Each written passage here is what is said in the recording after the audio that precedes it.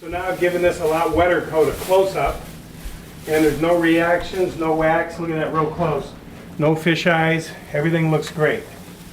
So now you can give everything a really nice close cut. So I'm giving it a nicer.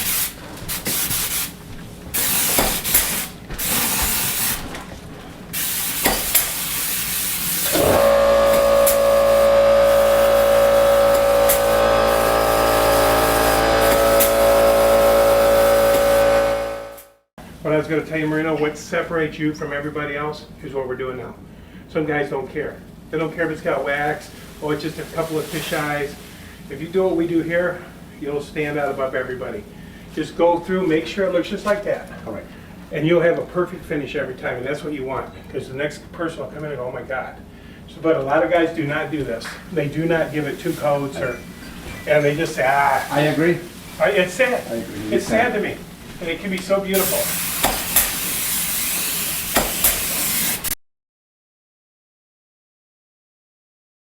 So what we're doing is we got some wax here and here, and so we're cutting it down with 220 grit sandpaper and taking it down. And we can't have that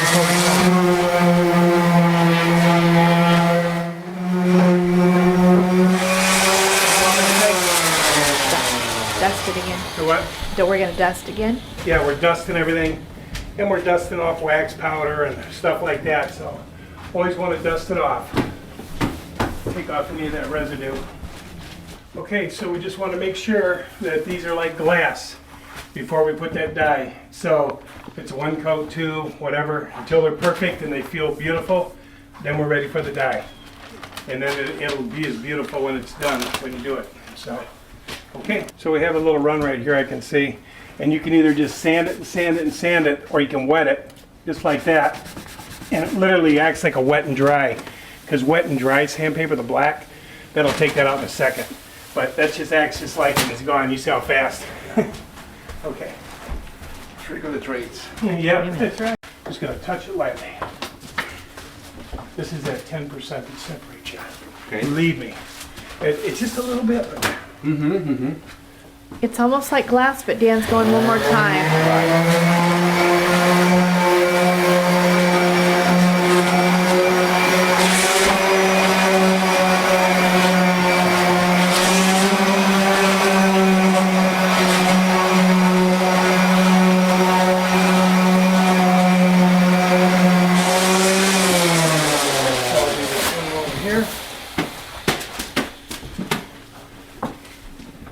This is the 10% that makes you honest. This is it right here. This is what nobody will do. I'll feel it, and I just want to get 10% better. Feel a little bit. You'll feel just a little bit. Yeah. Just 10%. There's 10, just right here, just one, and it's perfect, right? Why not? Maybe when they come in and feel this, they'll feel the same thing, right? They'll be like, oh my God.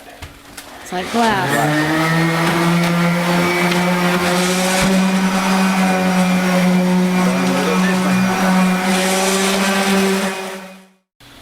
He didn't want to buy the equipment. He didn't want to, and he's wondering, why ain't I getting good results? Right. Well, that equipment right there is what makes it like glass every time. Right. Yeah, I actually use a HVLP gun. Oh. It's a lot of overspraying. It's And it's trying to pull out it's trying to put on coating.